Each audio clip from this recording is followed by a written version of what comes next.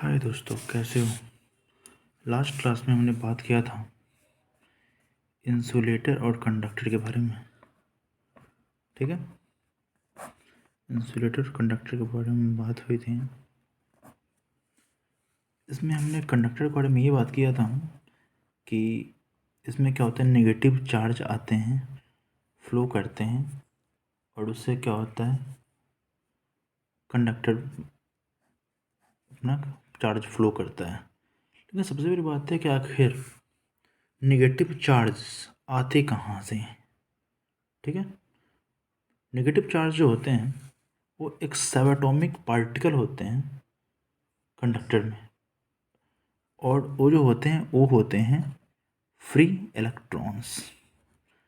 बात को आप ध्यान दीजिएगा, ठीक है। फ्री इलेक्ट्रॉन्स होते हैं। अब फ्री इलेक्ट्रॉन क्या होते हैं, चलिए मैं एग्जांपल लेता हूँ कॉपर का। इसका एटॉमिक नंबर आप जानते हैं 29 होता है। ठीक है, आप इसका इलेक्ट्रॉनिक कॉन्फ़िगरेशन आप करते हैं, ऐसे होता है। क्या होता है, 2 होता है सबसे फर्स्ट वाले में, फिर क्या होते हैं 8 होते हैं, फिर 18 होते हैं, फिर एक बच जाता है। राइट, कितना हो गया, 2 + 8 + 18 प्लस एक, ये हो गया 29। ठीक है, तो ये जो एक जो बचा, जो ये क्या होता है, आउटर मोस्ट सेल है। आउटर मोस्ट सेल को हम क्या बोलते हैं, वैलेंस सेल। वैलेंस सेल में क्या होता है, वैलेंस सेल में जो अंत में होता है ये कहलाता है वैलेंस इलेक्ट्रॉन। ठीक है, अब वैलेंस इलेक्ट्रॉन बेचारा अकेला पड़ गया। अब ये जाए कहाँ, तो ये जो होता है यही बेचारा फ्री इलेक्ट्रॉन की तरफ घूमता रहता है, और इसी कारण से क्या होता है, कंडक्टर के में फ्री इलेक्ट्रॉन्स ट्रेवल होता है और इससे कंडक्टर फ्लो कराता है करंट को। अब सबसे बड़ा क्वेश्चन, सेम चीज़ जो होता है इंसुलेटर में क्या होता है, फ्री इलेक्ट्रॉन्स होते नहीं हैं। फ्री इलेक्ट्रॉन होंगे नहीं तो क्या होंगे, फ्लो ऑफ चार्ज पॉसिबल नहीं। अब एक क्वेश्चन है कि फ्री इलेक्ट्रॉन तो हो गए, ये कौन वाले हैं, फ्री वाले हैं, लेकिन अब फ्री इलेक्ट्रॉन फ्लो कैसे करेंगे, इस बारे में जानना जरूरी है कि फ्री इलेक्ट्रॉन का फ्लो कैसे होगा। ठीक है, तो देखिए ये हमारा क्या होता है, एटम। ठीक है, इस सब के अंदर प्रोटॉन न्यूट्रॉन होते हैं, इनके चारों तरफ निगेटिव यानी इलेक्ट्रॉन ट्रैवल करते हैं। तो जो फ्री इलेक्ट्रॉन जो यहाँ पे आया, अब इस अगला वाला जो है ये देखा, अरे पीछे वाले के पास फ्री इलेक्ट्रॉन है, ये क्या करते हैं, उससे अपने पे ले लिया। अब जब ये ले लिया तो फिर ये फिर एनर्जाइज हुए। जब एनर्जाइज हुए फिर ये अगला वाला देखा, अरे इसके पास है, तो फिर ये अपने तरफ खींच लिया, और ये जो प्रोसेस है एक दूसरे पे चलता रहता है। तो फ्री इलेक्ट्रॉन का मूवमेंट कंटिन्यूअस होता रहता है, और इसी से क्या होता है, फ्लो होता है इलेक्ट्रॉन का। ठीक है, हमने डिफिनेशन क्या पढ़ा था, रेट ऑफ फ्लो किसका, electric charge of, electric charge का फ्लो पढ़े थे। ठीक है, इसको क्या कहते हैं, इलेक्ट्रिक करंट कहते हैं। ठीक है, इसको कहते हैं इलेक्ट्रिक करंट कहते हैं। ठीक है, अब इससे ये बात तो आपको समझ में आ गई कैसे होता है फ्लो। ठीक है, अब ये है कि if Q is the amount of charge. ठीक है, अगर कोई Q मात्रा, देखिए अगर कोई Q अमाउंट का चार्ज है जो कि किसी कंडक्टर में, ये क्या है, चार्ज का अमाउंट है किसी कंडक्टर में टी टाइम के लिए, यानी टी टाइम में ट्रैवल करें, या टी क्या टाइम है। ठीक है, तो इलेक्ट्रिक करंट क्या होगा, फ्लो ऑफ इलेक्ट्रिक चार्ज यानी क्यू, रेट निकाल लेंगे यानी टी, क्लियर। और क्यू मतलब क्या हुआ, चार्ज, कैसा, कितना चार्ज, चार्ज क्या होगा, तो चार्ज को हम लिखते हैं एनी अपॉन टी। अब आपके दिमाग में ये क्वेश्चन होगा कि भाई एनी कहाँ से आ गई, चार्ज को हम क्यू से डिनोट करते हैं, लेकिन क्यू इक्वल टू एनी आया कहाँ से, भाई हम तो अभी कहाँ कहीं कोई डेराइव ही नहीं किया मैंने, ये ऑटोमेटिक एन कहाँ से आ गई, ई कहाँ से आ गई। तो इसमें एन जो होते हैं ये होते हैं number of electron flowing through the conductor. ये मान लो ये वायर है, इसमें से कितना नंबर ऑफ इलेक्ट्रॉन ट्रेवल कर रहे हैं उस कंडक्टर में, ठीक है। तो एन हो गए number of electron flowing through the conductor. अब एन तो मान लो समझ में आया, लेकिन अब भैया अब ई कहाँ से आ गई, अब ई के बारे में बता दो हमें ज़रा।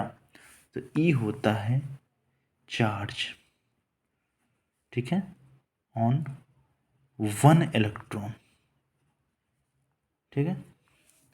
पहले तो नंबर ऑफ इलेक्ट्रॉन कितना है, चार्ज क्या है हमारे पास, मान लो 10 इलेक्ट्रॉन है, ठीक है। सब पे एक्चुअली ये जो है ये फिक्स है, इसकी एक वैल्यू होती है जो कि आप लोग याद कर लीजिएगा, 1.6 इंटू 10⁻⁻19 कूलम्ब, ठीक है। अब हमारे पास 10 नंबर ऑफ इलेक्ट्रॉन है, तो इतना इंटू 10 कर देंगे तो हो जाएगा ना, तो वैल्यू एक्चुअल में इसका ये है, ठीक है। अब थोड़ा इसके बारे में जान लेते हैं कि करंट जो होता है स्केलर क्वांटिटी होता है, ठीक है। करंट का क्वांटिटी कौन है, स्केलर या वेक्टर पूछेगा तो स्केलर होता है, राइट है, ठीक है। अब इसका हम ये पढ़ ली कि स्केलर क्वांटिटी है, स्मॉलेस्ट यूनिट ऑफ करंट क्या होता है, इसके दो यूनिट और आप याद कर लीजिएगा, ये होते हैं इनका मिली, अभी बस ध्यान समझिए, नोट्स में आगे अभी इसके बाद दिखाऊंगा। मिली एम्पियर, एक होता है माइक्रो एम्पियर, ठीक है। अब दिमाग में आ रहा होगा भैया इसकी वैल्यू क्या है, तो मिली एम्पियर जो होती है वो 1 मिली एम्पियर होती है 10⁻⁻5 एम्पियर, और 1 माइक्रो एम्पियर ऐसे होता है, ये होता है 10⁻⁻6 एम्पियर, ये समझ में आ गया। अच्छा चलिए, ये तो आपको आप याद कर लीजिएगा। अब एक बड़ा इम्पोर्टेंट क्वेश्चन आता है, इसको तरह हम ऐसे लिख देते हैं, इधर जगह है कि क्वेश्चन आता है 1 एम्पियर करंट क्या होता है, ये क्वेश्चन आता है, व्हाट इज 1 एम्पियर करंट। तो इसको हम डिफाइन करेंगे कि जब एक कूलम्ब चार्ज, ठीक है, कोई मान लो जब एक कूलम्ब चार्ज है, ठीक है, एक कूलम्ब चार्ज फ्लो किया किसी क्रॉस सेक्शन एरिया से, मान लो ये एरिया क्रॉस सेक्शन एरिया है, ठीक है, किसी क्रॉस सेक्शन एरिया से फ्लो किया 1 सेकेंड में, ठीक है, तो इलेक्ट्रिक करंट जो फ्लो किया उस मोमेंट में उसको हम 1 एम्पियर करंट कहेंगे, ठीक है। समझ में आया, सीधी सी बात देखो, 1 एम्पियर करंट क्या होता है, एक कूलम्ब चार्ज किसी भी क्रॉस सेक्शन एरिया से 1 सेकेंड के अंदर फ्लो किया तो वो हो जाएगा 1 एम्पियर करंट, ठीक है। 1 एम्पियर करंट को हम ये कैसे लिखेंगे, 1 कूलम्ब अपन 1 सेकेंड, ये हो गया डेफिनेशन क्लियर, ठीक है। तो अब मैं इसको आपको नोट्स दिखाता हूँ, आ जाओ लेट्स कम। हम कल तक हम यहाँ तक पढ़ लिए थे, ठीक है। अब हम आगे देखो, negative charge comes from the subatomic particles of the conductor, बताया फ्री इलेक्ट्रॉन्स देखो ट्रैवल करते हैं कंडक्टर में। अब कैसे, कॉपर वाला मैं बताया हूँ अभी 2881 जो आ जाते हैं, आउटर मोस्ट शेल वाला है, ये क्या कहलाता है, वैलेंस इलेक्ट्रॉन। और ये जो होते हैं बाहर वाले, इसको हम कहते हैं वैलेंस शेल, ठीक है। अब इसके नीचे क्या है, इंसुलेटर में there is no flow of charge होते ही नहीं है, चार्ज मतलब negative charge, free electron possible होते नहीं इसमें। अब इलेक्ट्रॉन कैसे फ्लो करता है ये देखो, मैं अभी बताया कि ये एटम है, एटम में बहुत सारे एटम रहते हैं। यहाँ से आया गया, फिर ये वाला सोचा अरे पीछे वाला भाग गया, ये उससे खींच लिया, फिर यहाँ पे एनर्जाइज हुआ, फिर ये खींचा, ऐसे प्रोसेस चलता रहता है, ठीक है।